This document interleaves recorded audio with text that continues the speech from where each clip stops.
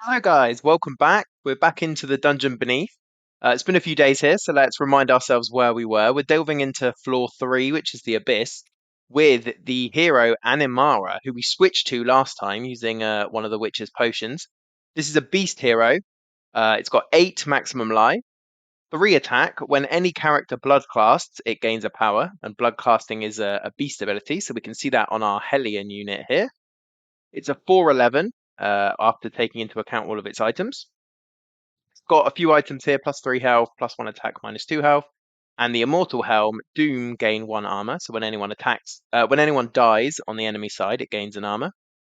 And it has Blood Cast 2 attack. Blood Cast 2 attack. When this character kills an enemy, restore 2 health, and it's inexhaustible. So if you don't remember, blood casting is an ability that we can trigger at the start of the fight and between rounds. If we click on them, they lose the number of health as seen in the blood cast abilities. So in this case, it loses 2 health and it triggers its ability, and this one attacks. And whenever we trigger that, our hero gains a power, which is a nice little synergy. We've also got the Fallen Adept, which is only level 2. It's got 2 attack, 4 health, and the ability Soul Cast X, deal 2x damage to the nearest enemy in this lane.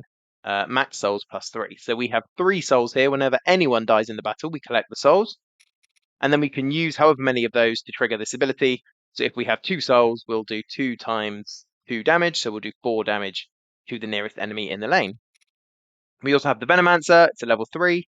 3 attack, 5 health, poisonous, and as a follow-up deals 3 damage to all poisoned enemies. And the Sharpshooter, who's only a level 1, just 1 attack with 3 health.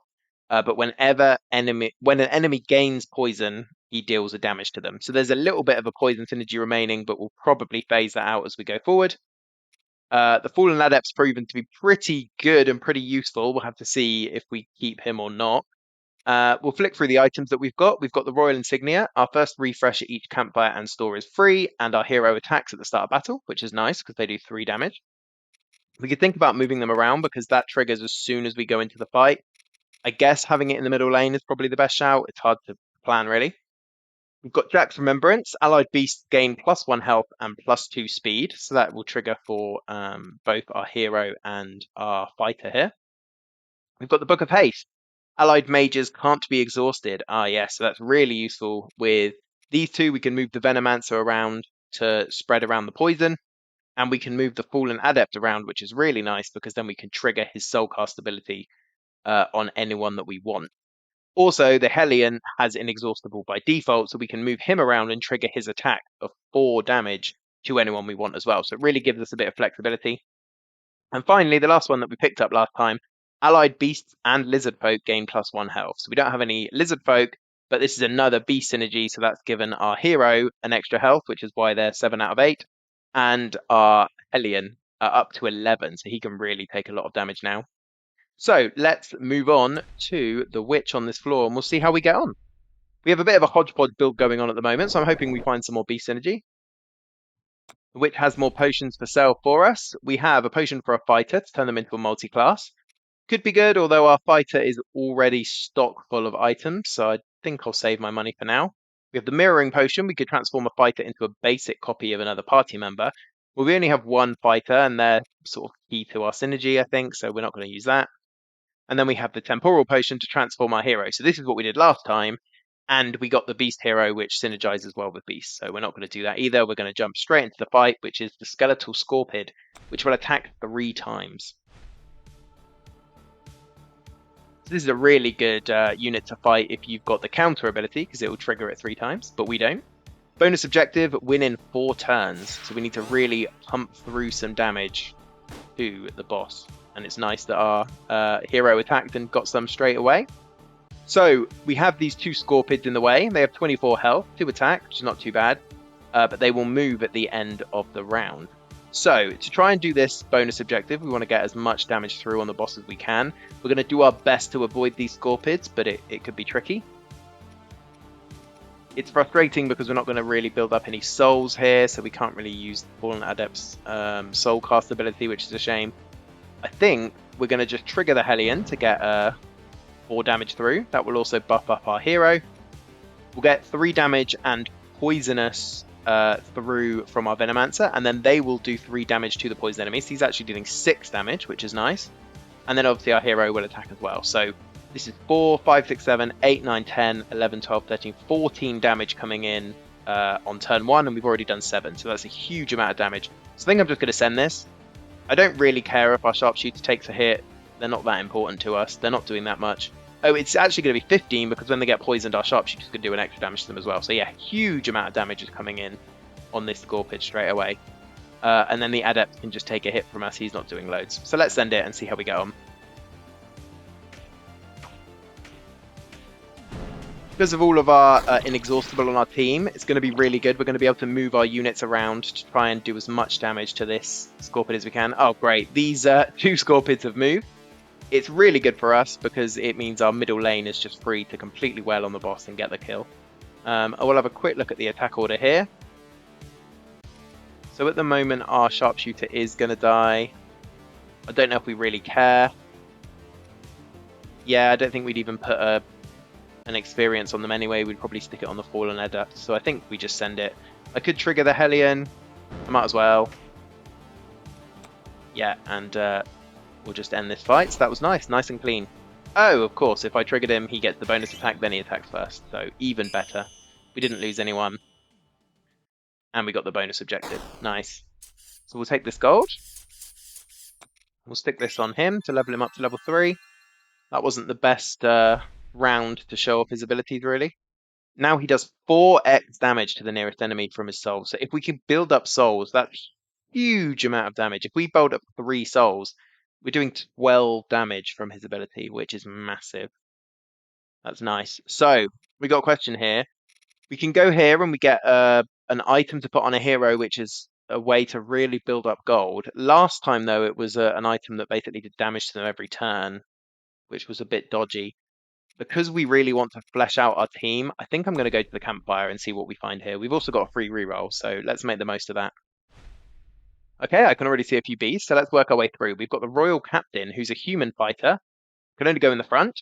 At the end of the round, gives all characters in this column +1 armor. So not bad. We could get armor going all across our front units. We haven't really got any synergy for armor, so it's not huge. I mean, getting an armor on all of your frontline units is not bad. We've got the Sunhorn, who is a beast mage, 2 damage, 6 health, and another Bloodcast ability, which is nice. Bloodcast 1, restore 1 health to an adjacent damaged beast 3 times. Okay, that's really nice. So for 1 health, he's going to heal 3 times to adjacent beast. So probably this guy who's going to be taking quite a bit of damage from his Bloodcast anyway. So yeah, really interesting. And then we've got Tor the Exiled, who again is another level 3 beast, this time a fighter. 2 attack, 12 health, has +1 attack for every allied beast. When this character kills an enemy, it restores 3 health. So here we go then. I think we definitely want to get rid of the sharpshooter. Unfortunately, we are going to lose this cloak, and there's no archers here, which is a shame. But that's fine. So the question is, do we sell another one of these? Now, the Fallen Adept is really doing some work when there's small minions for us to kill. The Venomancer is also really good. I mean, it's doing 6 damage plus poisoning someone straight off the bat. I think because of that, I'm going to keep the Venomancer for now, and I'm going to sell the Fallen Adept. And then we're going to go full beast here, so we're going to get the Sunhorn in. We're going to get Tor the Exiled in. And now we've got a free refresh, so I'm going to refresh this. I'm going to keep these items here for now. We can stick this on a mage. I guess we'll stick it on the Sunhorn. If we find a beast archer, it would be ideal because we've got this scavenger's cloak. Let's refresh once. Okay, we have a Void Summoner and an Elf Mage. At the end of the round, summons an enemy Greater Void Wisp. That is good for the Doom ability that one of our heroes has. I think our Hellion. Yeah, when he has Doom, gain +1 armor. It would have been good for the Soulcast guy who we've got rid of already. So apart from that, not huge synergy, I guess. I've got the Sword Dancer, 5 attack, 10 health. 5 attack is huge, actually. Has +3 attack while at maximum health, so that's why he's got so much attack here. And then we've got the Ember Blood, which is another beast fighter. Blood cost 2, gain 1 attack. I think we had this guy on one of our other runs, and it was really, really powerful. But it was powerful with the health build where we could keep him topped up. Now, what we do have, obviously, is that we have the Sunhorn Beast Mage who can restore health to nearby units. So we could take him and be sort of buffing him up. So that would be really going full in on the beast. We'd be summoning the Venomancer. The Venomancer is so powerful, but I think I'm just going to lean fully into this beast build. I think it's go hard or go home. We've got a couple of items that buff up our beasts. They'll get an extra health from that. They'll get an extra health from that. So 2 health buffed. So I think we say goodbye to our Venomancer. He's done a great job for us. We'll stick in the Ember Blood. Now, let's have a look at what we've got here. These can actually go anywhere they like. They've got no restrictions on being front, back. Really nice. The only unit we have within Exhaustible is our Hellion. That being said, we have the Book of Haste, so allied mages can't be exhausted, and the Sunhorn is a mage. So this is another one we can move around, and that's really good because that means we can position him to trigger out the healing on units who need it. So yeah, nice. I think this is nice. We're going to have to sell the Scavenger's Cloaks. We've got no archers, which is a real shame because we haven't got many items in our team. Takes us up to 8 gold. We're not going to refresh anymore. We're going to move forward and hopefully we'll get some items further on down the run. And we are going up against the Servant of Fire, who has a follow-up, change lanes and gain +1. Now we'll see what we're up against here and then we'll position our units because they can be front or back line. I mean, we've got huge amounts of health on our units, which is nice because of these 2 items. And I think the beasts just generally have a lot anyway. Plus the beast mage is starting with shield because of their item, which is nice. So on the bottom line, we've got 2 urns of 2 damage, which is just annoying. I think we'll just ignore that bottom line as much as we can. The Servant of Fire is going to attack for 3, and then we'll change lanes. And then we've got this annoying Ember Prince who has 0 attack, but has cursed attacks, and is invisible, so we can't target it, we can't hurt it. It's just going to curse one of our units every turn. When they get cursed, they will deal double damage, or they'll take double damage, sorry, the next time they take damage. Now, we might be able to manipulate that a little bit with our blood cast, assuming it triggers from our blood cast. These have got blood cast 2. This one's got blood cast 1. So if one of these get cursed, I think I'll just trigger their blood cast to take 4 instead of, say, however much damage this Servant of Fire is going to be dishing out. So let's work out what we want to do here. I guess for now we just leave the bottom free. We don't really care about damaging these pots.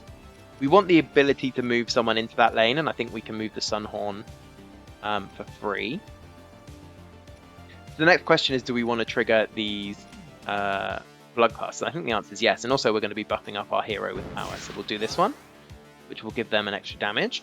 We'll do this one, which will get us an extra attack. Now, the question is, can we position our units, trigger the heal? And I guess the answer is yes. Now, if we trigger this Bloodcast one, we are going to lose the shield. That's the downside here. But we will heal up 3 damage. The question is that worth it? The shield is pretty nice because that's basically a free attack. But I think for now I'm not going to do that. I'm going to position our units like this. There's a question whether we put Call the Exiled in front. He has a lot more health and we're not going to be triggering his Bloodcast, so I think the answer is yes. And for now we'll send this and then we might have to reposition next time.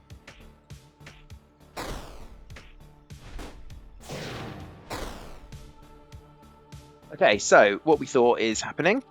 He's going to attack on the bottom line. So what I'm going to do is just tank this with our shield. No one else is really in danger here. I think if this is a good chance to test this. So if I trigger the Bloodcast, it will be interesting if he takes 4 damage instead of 2 and loses it. So let's see. Yeah, that's exactly what happened. So that's good. That works well for us. And we'll do it again on the Hellion, I think. Yeah, there's not really any reason not to. And yeah, I think we just send it. We've got a lot of damage coming in from our units here. So yeah, let's go.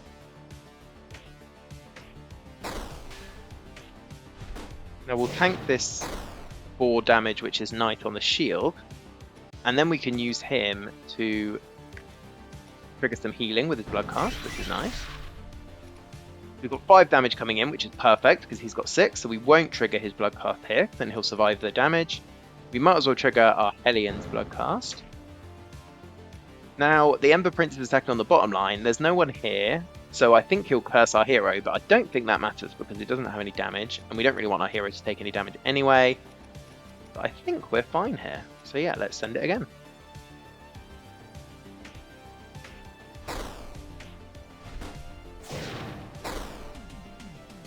Now, I will say I don't think this build is as strong as, say, our health build, where we were just really healing up to full every round. That being said, we've got something going on here. So we need to be able to tank 6 damage. So we'll stick our Hellion here and we won't trigger his blood cast, which is fine. And then we'll just let everyone else attack, and I think we probably win here. So we've got 10, 11, 12, 13, 14, 15, and he's only got 13 lives. So yeah, that's great. We were starting to run low on health. We could have triggered our mage again to distribute some healing, which maybe was the play if the fight was going to go on longer.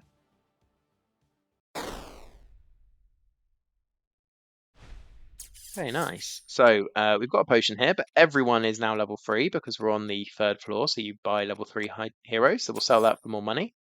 Now we don't have many items at all. We have a few, but I think it's going to be better to go to the shop and try and buy some more items. Ah, travelers! What a fortunate occasion. Hello, Mr. Merchant. Let's see what you've got. So we've got the Vampiric Helm. Goes on a fighter and it will restore 1 health when an enemy dies. Could be really good. Could be really good. We've got a Soul Lens for a mage. When an ally dies, deal 1 damage. We don't really want our allies to die. We've got the Soul Stealer. When this character kills an enemy, restore 1 health. Well, that's just a worse version of the Vampiric Helm. This requires the character to get the kill, whereas this is just whenever an enemy dies. And then we've got the Doomed Amulet, which gives a mage +2 attack, but they will take 1 damage every turn. Now, this worked very well on our health field, but we don't really have enough healing, I think, to warrant this. So out of these items, I'm considering the Vampiric Helm. It only really works if there's a load of minions on the enemy side that we can, slowly kill and chip away at. But the one thing that we're sort of lacking is the way to keep ourselves healed up. We could refresh for free. We're quite good on damage, so I think it is sort of healing that we need, and this is a healing item. So I think I'm going to take this. So then the question is, who does it go on? So we've got 3 options because we've got 3 fighters, and it is a fighter-only item. I think it's going to have to go on this guy, the Ember Blood. This guy's already got some items, although it's not necessarily any. He's got the Doom gain an armor, which will sustain him a little bit. So I think if we put that on him, that gives him another like if we can kill an enemy unit, he'll get an armor, he'll get a health. Yeah, I think that's fine. We might as well refresh just to see. I don't think we can afford anything. We can't. There's no point looking through this. So we'll delve into the Menacing Radiance. At the round end, it will summon 2 unstable radiances and then move. We've got a bonus objective to destroy the treasure chest there. Okay, so the first round he's just doing a flat 3 damage, which is completely fine for us. So I guess we just want to get this treasure chest down as soon as possible. So I'm going to put our hero on the bottom line. Do we bring someone else down as well? Possibly. This guy we can move around, which is good. I think we trigger his ability. I think we trigger his ability. Okay, so there's only 6 damage left here, so we don't actually need all of these. So I guess if we have a quick look at the attack order, I mean, these 2 are just going to kill it on their own. So I think I'll move this guy. Well, it doesn't actually matter where this guy goes now, to be fair. I think, again, we'll save the shield for now. And we'll send this, and then we'll see how we're getting on. Okay, that's the treasure chest down, which is really nice. Okay, so we've got these unstable radiances. At the end of the round, it deals 5 damage to all characters in this lane, so we need to get them killed. Luckily, we've got a lot of damage on our sides. This shouldn't be too bad. So, what do we want to do here? If we blood cast this guy, it'll take him up to 5, which I think 5 is the perfect number for this fight, so we definitely want to do that. We could move this guy up and blood cast him. He will take 2, which will take him down to 7. So I'll just move him and we can consider it. So he'll be on 7. He'll kill this. I mean, we don't need to trigger him. It's nice to just get it out of the way, though. Yeah, in fact, maybe I just won't trigger him this time. This guy, again, has 5 damage, which is nice, but no enemies in this lane. But if one does appear in this lane next turn, he'll get the kill and then heal. So actually, we're in a really nice spot here. Really nice spot. I think we just send it. Because of our units, 2 of our units doing 5 damage, it really works well against these creatures that he's summoning. Going to give us one of these guys a health, one of these guys an armor every time. Again, this guy's going to get the kill. He can easily tank 3. I'm not going to bother triggering him again because we don't need to. We'll get the kill on the top line fairly easily, and then, yeah, we'll just attack through on the middle. So, yeah, fine.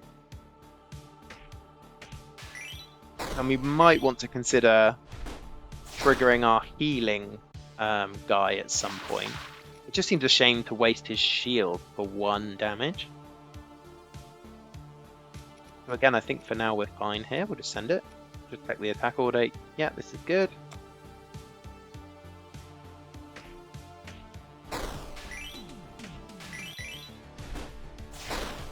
Yeah, nice. This guy's great in this fight because every time he kills an enemy, he's just getting 3 health back. So yeah, he's really going to keep his health up.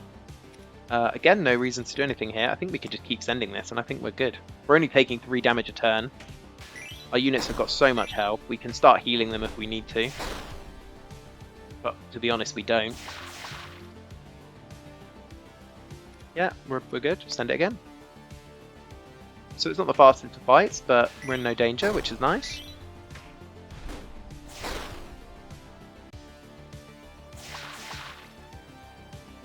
Yeah, once again, we'll just send it. And this will be the end of the battle. Great.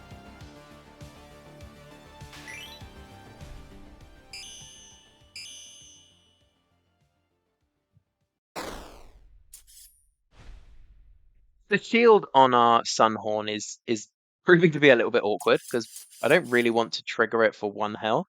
But he's also in the back line, so he's not really getting hit. What we could do is swap him and the Hellion around just because they're both inexhaustible. So we could maybe let the Sunhorn take a hit early on and then move him to the back and start healing. That might be a good plan. Sell the experience. So I'm reasonably happy with our team. We've got a good beast build going, so let's see if we can get some extra gold. We'll risk it here. What offers have you got for me, Batin? Let's see. So we can have 4 gold in the next battle. The enemy hero has an extra attack. We can have 5 gold. Next battle, the enemy hero has plus 10 health, and this is a gold one. Or 3 gold. Next battle, an ally begins with a random status effect. You know what? I'm going to try this. We might regret it. 10 health is a lot. We do have a lot of damage here, though, so I think we're going to gamble. We're against the Abyss Guardian. At the end of the round, it will summon an Infernal Wisp. And we've got an environment effect this turn. Just let this trigger out. So the environment will deal 5 damage to any character on the targeted tile. And at the moment, the targeted tile is this one. Now, our units are glowing because we can trigger their blood cast if we want to. So let's have a quick look at what we're up against here. So this one's going to summon an Infernal Wisp every turn, and the Infernal Wisp will give the Guardian an extra attack. They also deal 2 each, so I guess it does make sense to try and clear these out as quickly as we can. And these are 6 life, which is an awkward number for us. So I definitely think we want to trigger this guy. Now the question is, do we want to move him before we trigger him? So we can take a hit or 2 on our Sunhorn. We don't want them to get too low because we do want to be triggering their bloodcast and healing every turn. We do get all of our attacks off before they attack, which is really nice. So we can try and clear out as many as we can early on.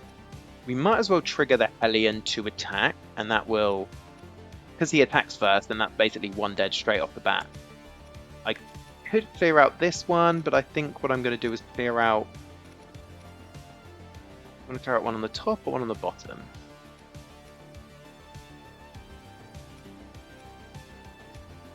If we trigger this guy's ability, this will go up to 4. If we trigger this guy's ability, it will go up to 5.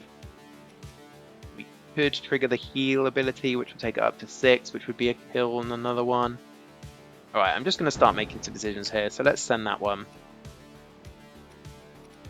I guess we do want this one in the middle, and him getting a kill is fine.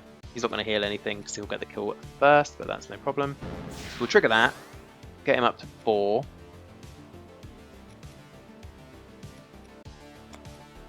So what I could do, trigger this, get the heals up, that'll take him to 6. I think that's quite nice, but I think I'm going to do that. Because what that means is that we can then kill this with this guy, yeah, and then he'll attack and kill this one in one attack, which is really nice. The bottom line, we're not going to get any kills as it stands. There's not really anything we can do about that because we've only got 4 damage here and 5 damage here, so I think this is fine. The question is, then where do we put this guy? Ideally, we'd put him on the bottom, but if we do, he's going to take the environment damage, so we don't really want to do that. So for now, I guess we just leave him in the middle. Yeah. Fine, and I think we'll send it. Okay.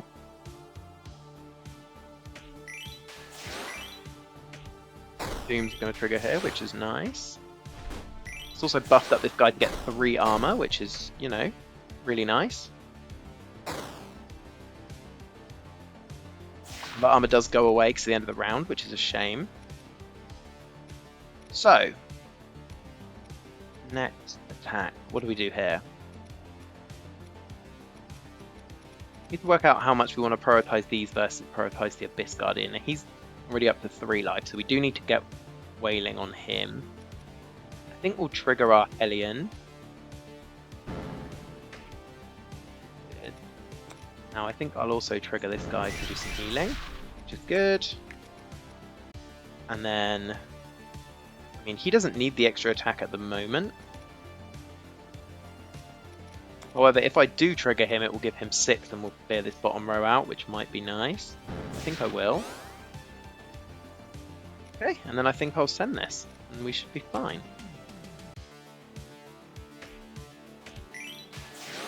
What I probably should have done is swapped this guy and this guy over.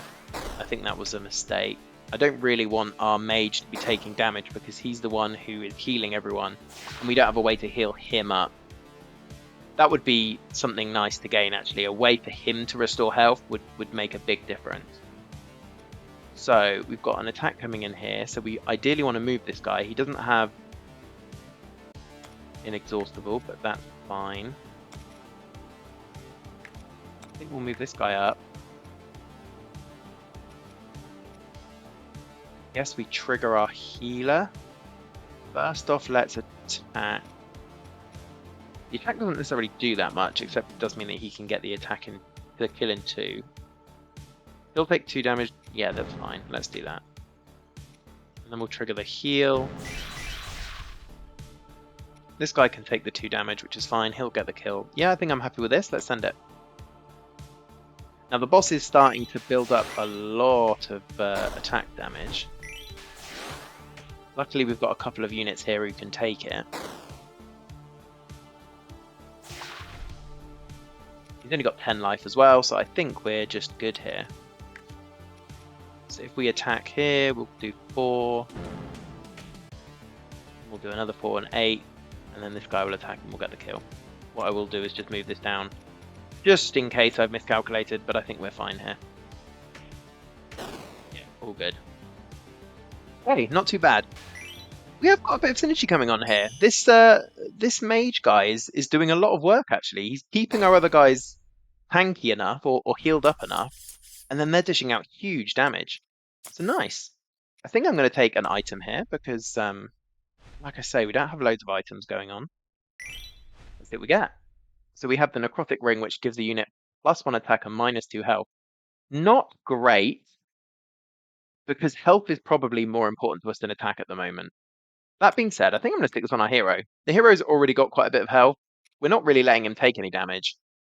And him doing 4 damage a turn is nice. He also attacks at the start of battle, so this is pretty good. So we're going to move on to the Servant of Shadow. It has an extra attack for every enemy. And we've got the bonus objective to take no hero damage. That's fine. We've got the Flame Altar, which will deal 1 damage to a random character twice after every round. And yeah, so this guy has an extra attack for every enemy, so he's currently doing 6. We don't summon anything, so that's going to be a constant 6. And then we've got the Shadow Prince, who's going to confuse one of our units. So confusing, I believe, means that they move after they attack. Yeah, the target becomes confused, moving after their next attack. So this is really just a question of just wailing down him as quickly as we can. The 6 damage is kind of nasty. I think we'll tank as much as we can on Tor the Exiled. Everyone else we're going to want to just be buffing up as much as we can, I think. So we'll move them out of the bottom lane. Yeah, no one, he doesn't move either, so we'll never have attacks coming in the bottom lane. The Shadow Prince might attack in the bottom lane. I don't think we really care. We'll definitely trigger this guy's attack. For now, we'll leave the shield on our mage, because that's a whole attack that we can tank without taking any damage. In fact, it might be a question to do this. No, I think we'll start tanking on there, and then we'll swap in the Sun Horn when we need to. Okay, yeah, I'm pretty happy with this. We could trigger the healing, but that will lose our shield, and as I said, I think because the 6 damage is a lot, I think we'll keep that. So yeah, we'll send it. I think we should be okay here. We're doing a lot of damage.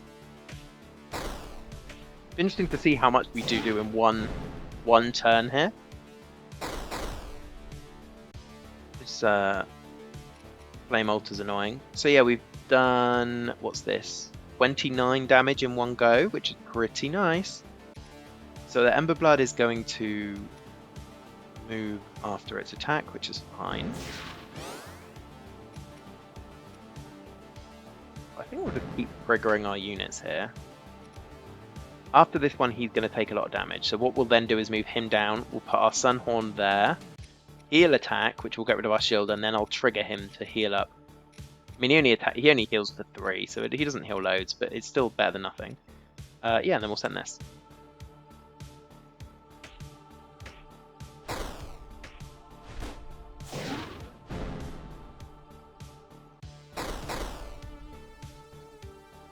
Okay, down to 40. So yeah, 6 damage coming in. So we want to swap those. Ideally we want this guy there, but then he will also be exhausted. The other thing that we could do, put him there. It means that this guy isn't exhausted, but all he's doing is clearing out the pot. Clearing out the pot isn't nothing. I think we want the extra damage to come through. So let's send that. Okay. Get a little bit spooky, but we're okay here. We'll trigger him. That's good. We'll put this guy, because he's the only one who can tank a 6 hit. And then I think we just let everyone else attack. The question is, do we trigger the Hellion? I think we might as well. We're not going to use them to tank, so getting the extra attack in now is fine. And then we'll just send it here.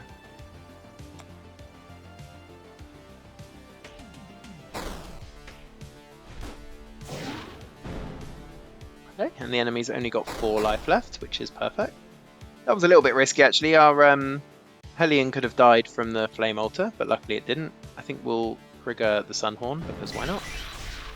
That was perfect, because that means that we can trigger the Hellion to get the kill before the fight even starts. Not that we needed to. Okay, not bad. We're scraping through these fights. I'm not sure how we'll get on if we get to the final fight. We'll have to see.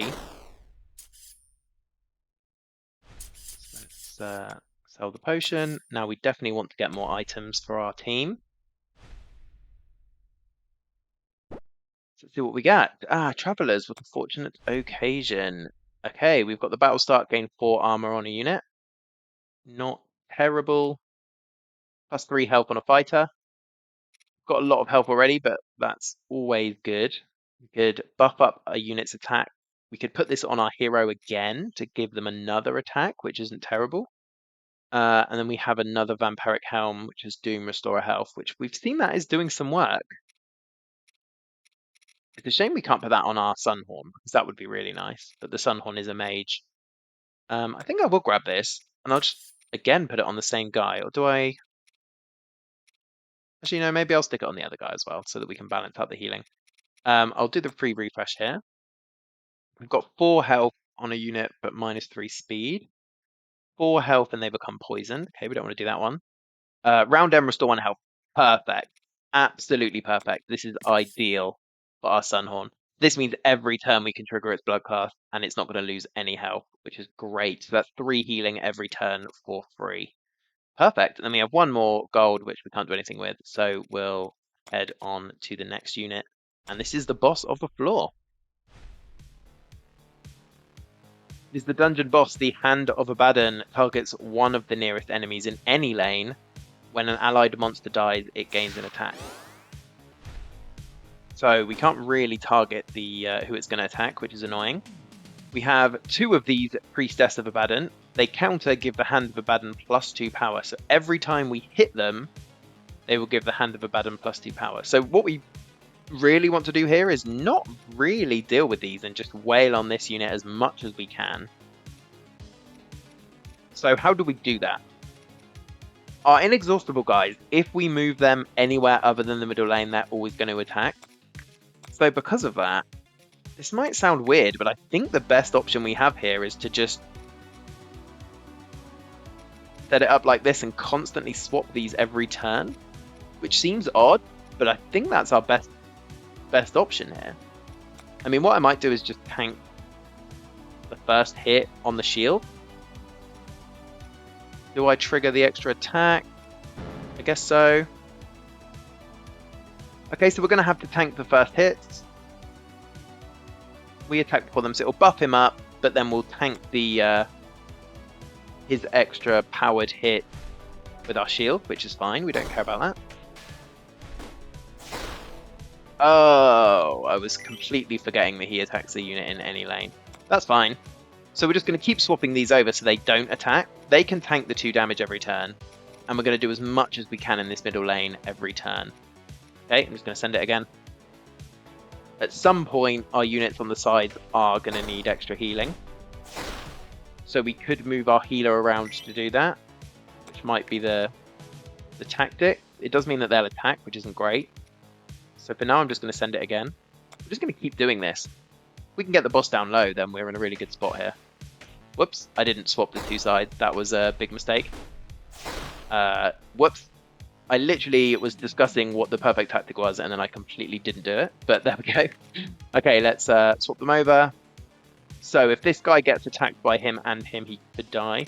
So do we trigger the heal? I think we do. And we can move him back. Perfect. Okay, this is great.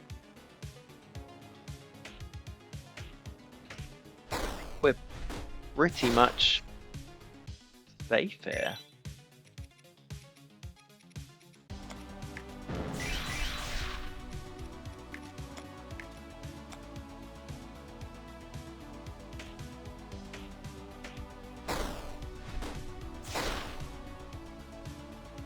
Okay, I might not have been pushing out the healing as quickly as I should have. I'm a little bit worried about this guy now. There's not really anything we can do about that. We're just going to have to send it and hope he doesn't get hit by the boss's attack. Okay, that's fine. Although now they're both on 1.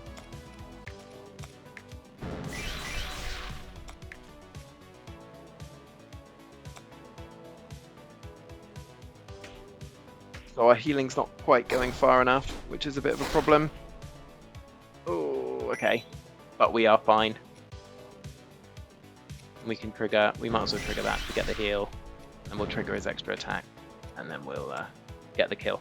Yeah, a bit nasty. I could have definitely done a lot better there. And probably should have. If we'd have kept doing that tactic from the first turn, then I think we would have lasted a lot longer. But it doesn't matter. We've Defeated him. And that's no easy feat, so let's sell that. We'll keep the potion just in case we take a relic that buffs up our hero's health.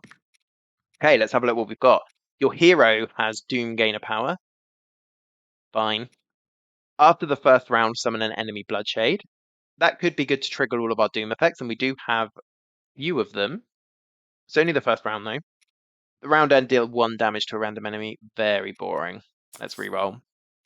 Elves and Elementals gain speed. No thank you. Give shield to a human, dwarf, and elf. No thank you. Archers attack twice. Wow, what a dud set of artifacts. Let's roll again. When a poisoned character dies, restore a health to a non-heroic damaged ally. No good for us. The start of the battle, give all allies 2 armor. Maybe. And when a non-summoned ally dies, summon 2 blood wisps. Now we're down to 6. This is quite nice because it means that on the first turn we can trigger all of their abilities without actually doing any health damage, which is pretty nice. So I think I'm going to do this. And then we don't need this, so we might as well sell it. Okay. And we'll see if we can make it through here.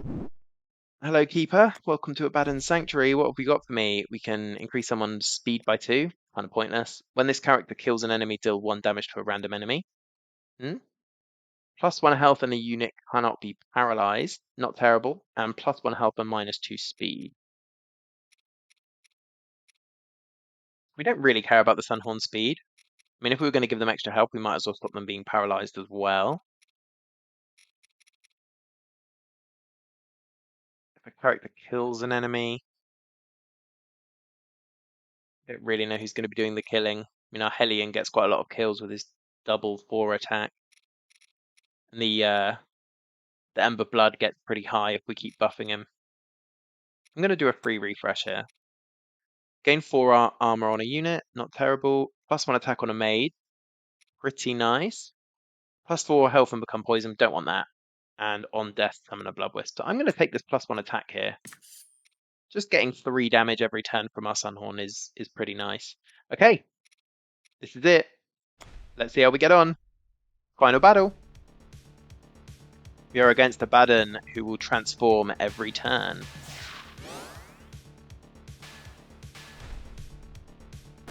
Okay. So on the first turn, he's not actually doing anything, so this is just an opportunity to do as much damage as possible. So we'll trigger our Hellion. Trigger our Ember Blood.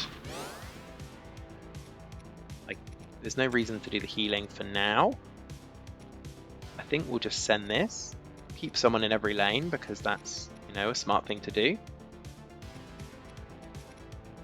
Yeah, okay. Let's start whaling.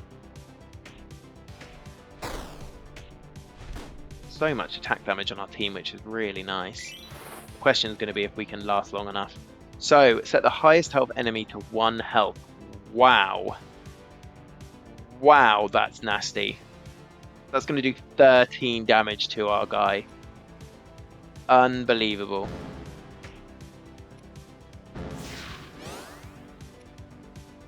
Okay. We need to do as much damage as we can as quickly as we can. That's mad. Absolutely mad. So, 8 damage coming in. I think we'll tank this one because 8's huge. It allows everyone else to keep attacking, I think. But now I'm not going to trigger our Hellion. I will trigger our Ember Blood. I want them to just keep buffing themselves up. That 1 damage every turn is gonna be more important than 4 damage extra from the extra attack, I think. Okay, 3 damage, and it's going to summon 2 Devourers. I think I'll do... Actually, let's put him back. Let's trigger him. Keep him summoning. Let's go.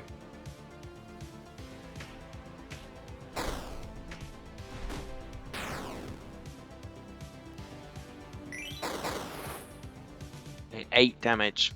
This is really frustrating because this guy could do 8 damage in one. Characters can't gain armor. Characters can't recover health. Okay, this bottom one needs to go.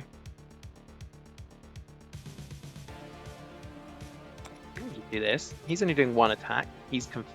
using attacking 3 times targets one of the nearest enemies in any lane. So what I'll do is heal up this guy. Oh, what an idiot. We can't heal. That was stupid. Oh well. So we have to hope that 2 out of 3 of his attacks don't go on this guy. That's pretty unlikely. I mean, you know now I've said that, that's exactly what's going to happen. We can't kill this in one go. We don't really care that much because we're not gaining armor anyway. Do I buff this guy again? I think 8's going to be the critical place here if he's going to summon more Devourers in future. Okay. Being able to heal this turn is a bit nasty. Okay, we've got some confusion here, which is not great. Kill this guy pretty easily. Got again set the highest health enemy to 1, which is really nasty on our Sunhorn. We might as well trigger because his health's going to go to 1 anyway, so we'll trigger it down here. Still the highest health enemy, unfortunately. He'll restore 1 a turn, but I think that's still okay. The units have just absolutely flip-flopped around. He's going to summon 3 golden spheres, which are 3 attack, 4 health. We can kill those fairly easily, which is good. Let's move our Hellion down. Oh, our Hellion actually took the hit there. That's fine. Our Sunhorn can then heal up everyone. That's good. Okay, yeah, we're happy with that. Send that.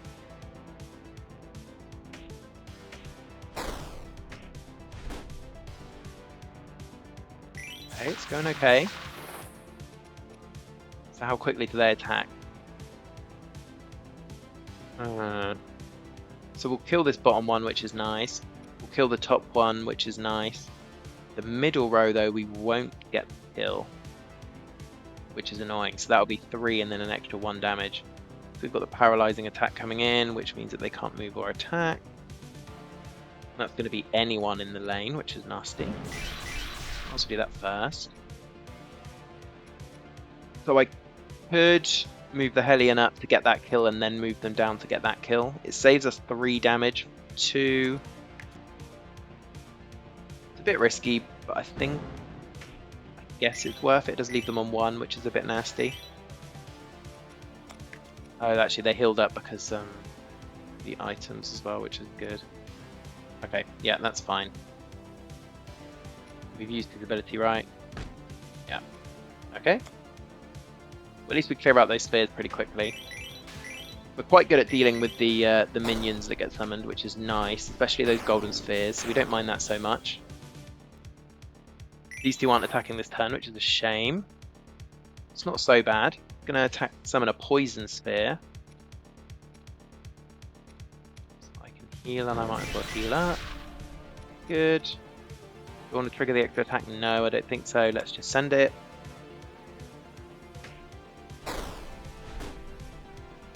And then Paralyzed wasn't so bad because he wasn't doing anything. So when this poison sphere dies, it is going to poison our lowest health ally, which is this Hellion. So I could trigger the Sunhorn and it will make the Sunhorn the one who's poisoned. Not sure if we want to do that. I think maybe we don't. Or I just buff up the Ember Blood, which is maybe a good plan here. And then I think I might as well trigger him.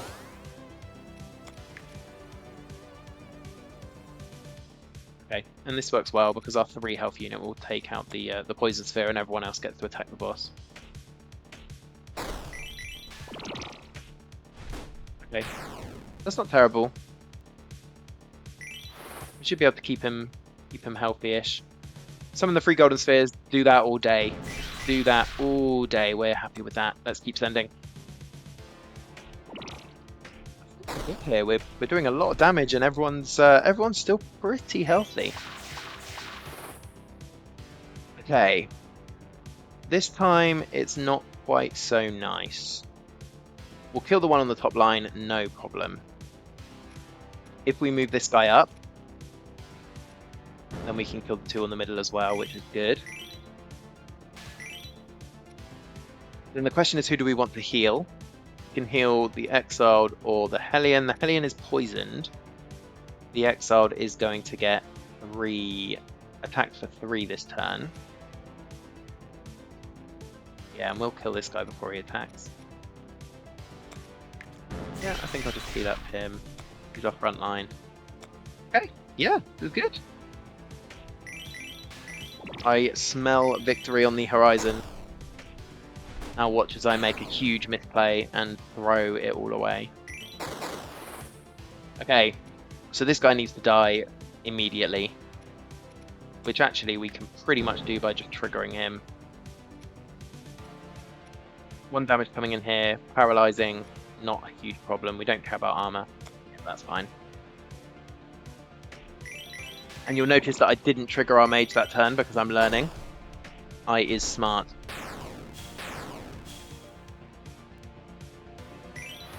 Okay, now this turn we can trigger his healing. We don't really, it doesn't matter where we put him, I think. Yeah, we have to balance the healing between those, it's fine. Gonna confuse, no problem at all.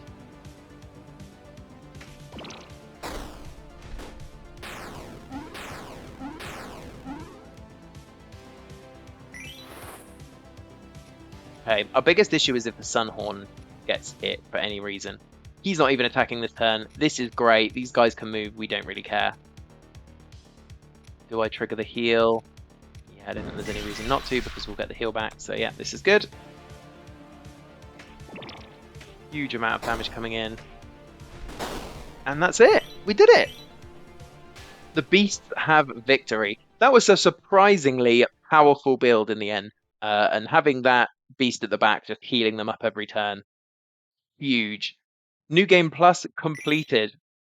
So I guess next time we'll try the next difficulty up. But thanks for joining me. I've been Lost Templar. If you've enjoyed the video, please consider giving it a like or subscribing. It really helps. I'm only just starting out on YouTube, so every like, every subscribe is really big to me. Thanks for joining. Hopefully see you soon. Goodbye.